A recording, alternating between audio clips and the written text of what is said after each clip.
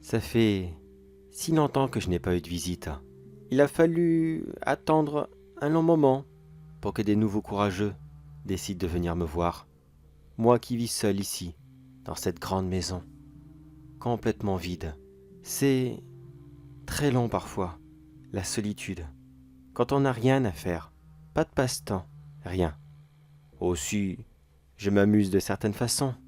J'ai quelques petits hobbies, mais malheureusement rien de bien captivant. Je suis bloqué là, dans cette grande demeure. Je vis principalement dans ma chambre, la plus belle, au dernier étage, au sommet de cette petite tour. Oui, ma demeure est un mini-manoir, si vous voulez. Le modèle un peu classique, comme on en voit partout en Europe. 3 étages et un genre de fausse tour que beaucoup de personnes se payaient pour essayer de se faire un peu chicos. Oui, ma demeure n'est pas toute récente et je ne peux malheureusement pas la faire moderniser un peu. Personne ne vient jamais ici. Elle ne tombe pas en ruine. J'essaie de l'entretenir. Plus ou moins. Mais je ne suis absolument pas qualifié. Je le regarde doucement tomber ici et là, sauf ma chambre que j'arrive à maintenir. Mais bon, tant pis. Ce n'est pas de ça que j'ai envie de parler.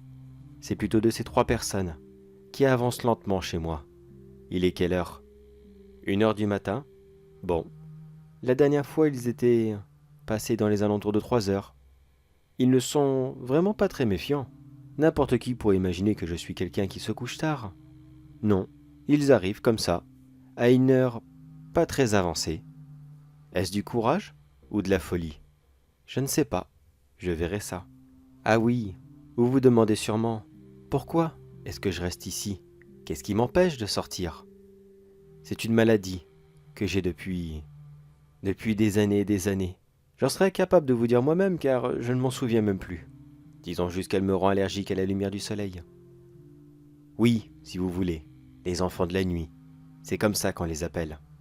Si je m'expose, j'aurai de très grosses brûlures qui pourraient s'aggraver et voire même me tuer.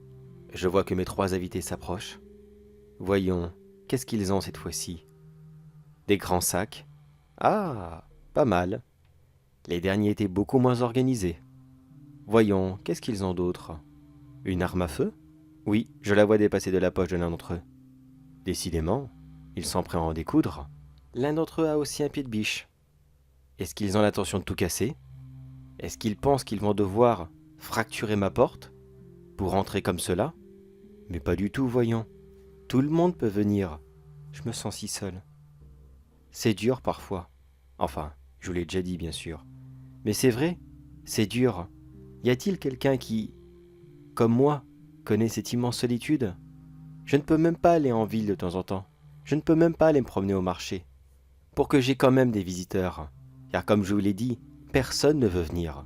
Mais pour que des courageux comme eux, courageux ou suicidaires, je ne sais pas, osent essayer de venir, j'ai, disons, incité quelques personnes à aller en ville et dans d'autres villages aux alentours, afin de faire courir le bruit que je vis seul chez moi. Je suis malade, fragile, que je n'opposerai aucune résistance et que je possède une immense, immense richesse qui pourrait rendre n'importe quel courageux très très très riche. Ce n'est pas vrai bien sûr, je n'ai rien de tout ça. Si, j'ai du mobilier ancien, mais il ne vaut pas un clou. Non, la seule chose que je possède, c'est cette maladie et la solitude. Ah, ça y est, ils sont entrés. Visiblement, ils ont défoncé la porte. Oh bordel, il va falloir que je la reconstruise. La dernière fois, ça m'a pris 2 semaines pour le faire. Ils ont pas remarqué qu'elle était ouverte. Bon bah tant pis. Au moins, cette fois-ci, j'aurai une bonne raison de le faire. Ils montent doucement les escaliers. Ils n'en vont plus tarder à arriver. Je pense qu'ils m'ont vu. J'étais appuyé à la fenêtre de ma chambre. N'importe qui aurait pu voir ma silhouette. Enfin, je l'espère quand même.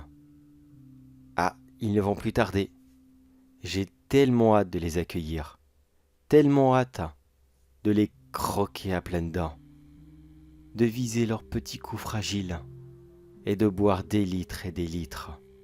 Ça fait si longtemps que je n'ai pas vu quelqu'un venir ici. J'ai tellement, mais tellement soif.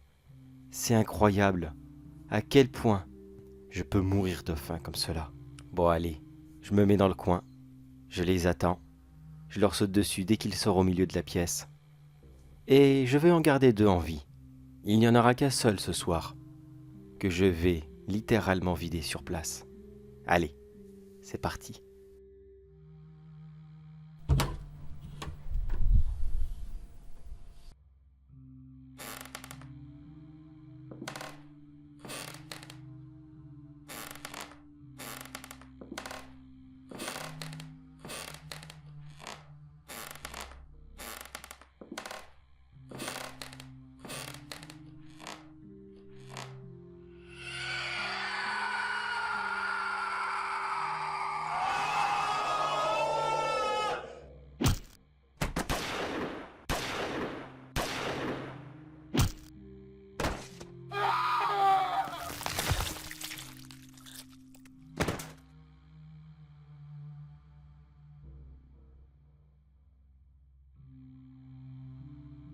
Eh oh, réveille-toi. Tu te réveilles maintenant? Toi aussi, réveille-toi. Eh oh! Ah bah voilà, ça y est, vous êtes réveillés. Non, n'essayez pas de vous débattre, ça ne sert à rien. Et n'essayez pas de hurler non plus. Vous avez des bâillons dans la bouche. Très épais, personne ne vous entendra hurler.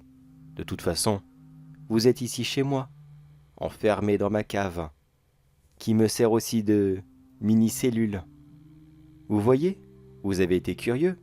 Vous vouliez voir, vous vouliez savoir.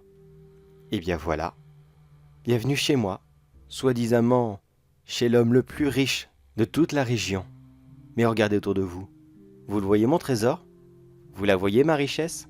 Eh bien non, je ne possède rien de cela. La seule richesse que j'aurai aujourd'hui, c'est vous deux. Vous serez mes compagnons pendant un temps. Je descendrai régulièrement vous voir. Et à tour de rôle, je vous prendrai une bonne quantité de sang. De quoi? Ne paniquez pas, voyons. C'est vous qui êtes venu de votre plein gré. C'est vous qui avez choisi de venir ici, soi-disant pour devenir riche. Ah, votre ami. Oui, non, il est déjà parti. Disons qu'il n'a pas vraiment supporté cette mort par hémorragie que je lui ai causée. Et puis, il fallait bien que je le fasse. Il m'a tiré dessus, pas vrai? Regardez. Regardez mon super costume. C'est la seule chose de classe qui me restait à peu près. C'était mes vêtements, que j'héritais de mon père. Maintenant, il y a 2 très jolis trous dedans. Ah, ça je dois dire, votre ami était un très très bon tireur. Un être humain comme vous serait directement mort, mais pas moi. Je vois que vous êtes intrigué par cet endroit. Vous n'avez pas compris? Vous êtes dans cette cave, dans cette cellule. Je l'ai aménagée moi-même. Vous voulez peut-être un peu plus de lumière? Tenez, quelques petites bougies feront largement l'affaire. Vous voyez? Vous êtes dans une cellule, parmi 6 autres que j'ai construits. Là, c'étaient vos prédécesseurs. Un groupe d'ados qui, eux aussi, voulaient la richesse. Je les ai gardés une petite semaine. Malheureusement, ils n'étaient pas très savoureux. Peut-être qu'ils avaient consommé quelque chose ou je ne sais quoi. C'est ça, pas vrai? Vous avez vos produits bizarres maintenant. Ça fait 200 ans que je ne suis pas sorti. Je n'en ai aucune idée. Les corps là-bas? Je ne sais plus trop. Je crois qu'il s'agissait de mon ancien architecte. Oui, le pauvre bougre n'a pas vraiment apprécié les petites différences que j'ai ajoutées au fur et à mesure sur son plan. Il disait que je sabotais son travail, qu'il n'allait pas faire les rénovations de mon manoir, car j'étais trop têtu pour lui. Eh bien, voilà où ce que cela l'a mené, à ne pas vouloir écouter son client. Bon, je suis désolé pour vous, mais je peux pas tous vous les montrer. Il y en a beaucoup que j'ai déjà jetés. Eh oui, vous auriez été un peu curieux. Vous auriez vu dans la cour arrière. C'est vrai, vous avez eu déjà un peu de mal à venir. Bon, désolé, je n'ai pas de jardinier, d'accord? Les ronces et les grandes herbes s'accumulent, mais je n'ai aucune occasion de le faire, et surtout, aucune envie. Pourtant, vous l'auriez vu, mon petit cimetière. Il doit y avoir au moins 200 petits squelettes qui attendent comme cela. ça vous aurait donné un indice. Eh non, vous avez été trop impatient, et vous avez sauté directement dans la gueule du loup. Enfin, la gueule du vampire plutôt. Je ne suis pas un loup-garou. Et au final, cela a coûté la vie de l'un d'entre vous. Et vous deux, vous partirez plus tard. N'empêche, il était si bon, si délicieux, si... Ah, ça y est, c'est foutu, j'ai encore faim. Et voilà, vous m'avez mis l'eau à la bouche. À force que je parle, et voilà, j'ai repensé, et puis j'ai pas le choix. Bon allez, tiens, viens ici le plus grand. Arrête de te débattre, ça sera rapide. Promis, je ne prends pas tout. Pas cette fois en tout cas. Allez. Un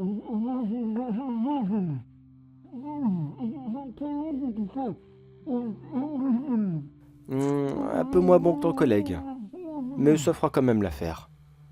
Bon, je vais vous laisser ici. Profitez bien de la vermine et des araignées. Ça sera la dernière compagnie que vous aurez. Je redescendrai dans 2 jours. Je vous apporterai quelque chose à boire. Je ne vais pas laisser mourir de faim et de soif mes pauvres petits invités.